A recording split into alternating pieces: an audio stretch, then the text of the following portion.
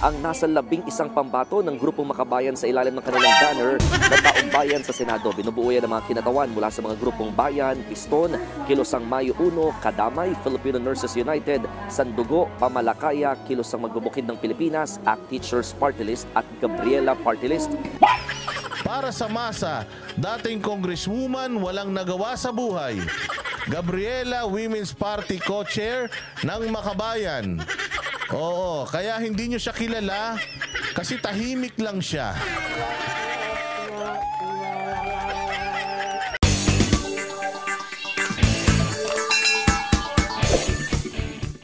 Alright, welcome back to my channel mga guys. And today, mag-react tayo dito sa mga Makabayan Black na kakandidato na ngayon ng senador. Ang dami na nila.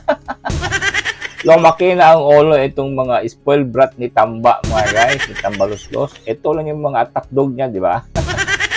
Ngayon, medyo kampating-kampante siguro ang mga utak ngayon, ha? Kasi best friend na sila ngayon ni Tambaluslos. At saka, ang catch kasi dito, ha? Bakit may mga lakas ng loob itong tatakbo ng senador? Kasi meron ng mga budget. Makapal na ang bulsa nito mga guys. Siyempre, generous. Generous yung Panginoon nila. Kaya lang ito, wala akong masyadong kilala dito. Kaya andito si idol natin, si Boss Dada. Ayan, shout out po sa iyo. Sir Boss Dada ng Banateros, no? Dito from Mindanao. We're always watching you po. At dito ako nag-react kasi masaya. At saka mukhang mas kilala ni Boss Dada itong mga to. Oo. Para nyo malaman, no? Pag-boto nyo sa election day. Ito, ang background ng mga tulunggis na ito. Ha? Nakakainis kasi isipin. Ito, lalo na ito si child abuser. Convicted. Ang lakas ng loob nitong mga hinayupak. Alright, pakakilala ko sa inyo mga guys. Ang magpakilala sa atin si Boss Dada. Yan, Boss Dada, let's go! So, eto po, grabe naman doon si Diego Latigo. Masyado ka naman, kinakandidato ko nga eh. Puro daw NPA, di naman mga NPA to. Hindi no. Hindi totoo yung sinabi ni hindi totoo yung sinabi ni Joe Maciso na mga legal front. Ng mga Joe NPA Maciso. mga to.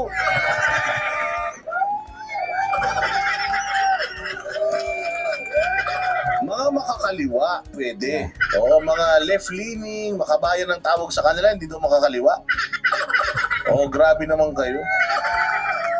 O yan so iboto po ninyo si Adonis Jerome. Isa po siyang manggagawa, pero ngayon po wala siyang trabaho, kaya naghahanap siya ng trabaho.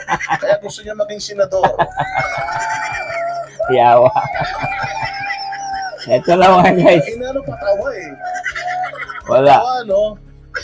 Ako si Adonis Jerome. Isang manggagawa, pero wala po akong trabaho. Kaya gusto kong maging senador. Utangin nyo. Yan, nakilala nyo na si Adonis Jerome, ha? Iboboto nyo yan, ha? Nako, kung mananalo siguro itong mga ito, imposible siguro, no? Baloy na talaga ang Pilipinas. Wala na talaga. Wala nang matino sa Pilipino. Ako po si Andamo Alin. Damo. Ako po ay nurse. Noon yun.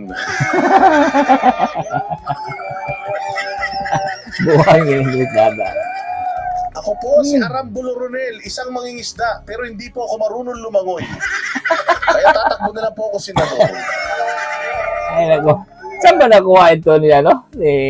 Ito kasi siya, nagre-recruit sinang TD Caseño, ito si Brosas, at saka itong si convicted criminal. Oh. Saan kaya nahagilap na itong mga to? At least kilala nyo na yun, mga guys, ha? Ako po si Arlene Brosas, ako po ay congresswoman, wala po akong kwenta. Kundi awayin si Inday Sara.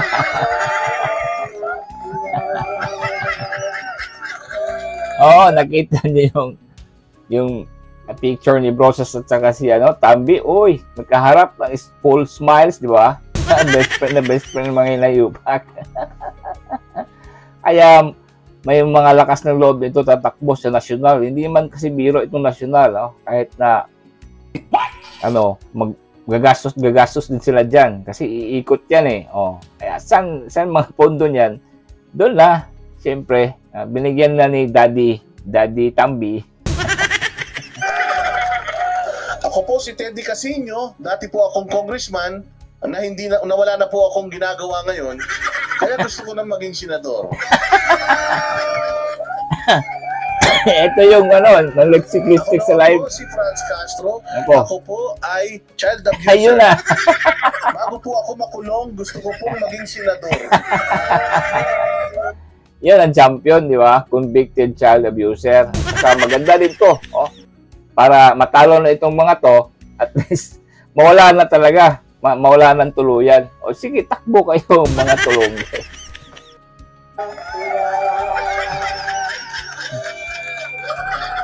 Ka-joker. Ako po si Doringo Mimi. Uy. Wala po akong bahay kaya nangaagaw kami. Yung yung nangaagaw ng mga squatter.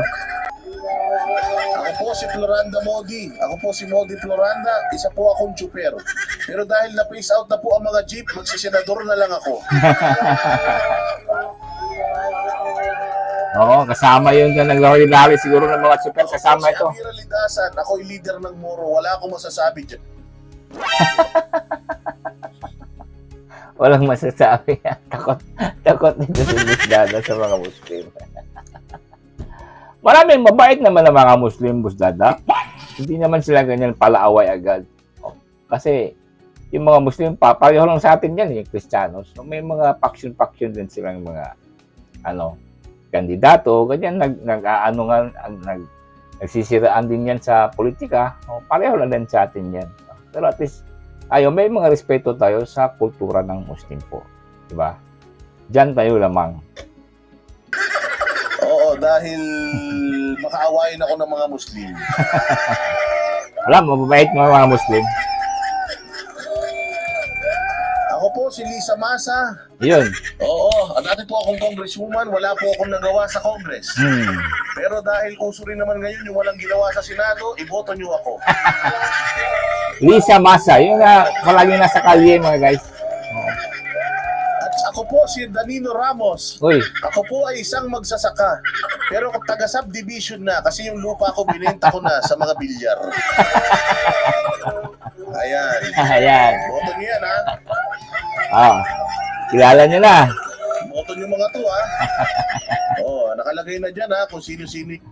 Alright. At least, meron na kayong mga background mga guys kung sino-sino itong mga tulongges. Di ba? Gabi na itong mga pangyayari ngayon. Lalo na ito kay Napoles na news. Alam niyo ba yung news ni Napoles? Pinanood ko 5 years ago, convicted siya. Nag-appeal lang siya, nag-file ng motion for reconsideration. After 5 years ngayon, acquitted. Diba? Mukhang halatang-halata.